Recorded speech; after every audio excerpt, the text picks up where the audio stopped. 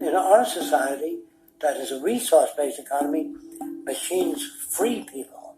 You see, we can't imagine that because we've never known that kind of world.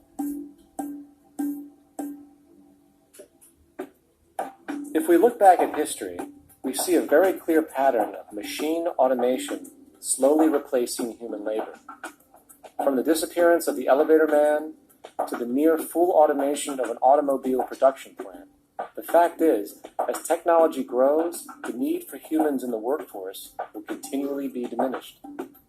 This creates a serious clash, which proves the falseness of the monetary-based labor system. For human employment is in direct competition with technological development.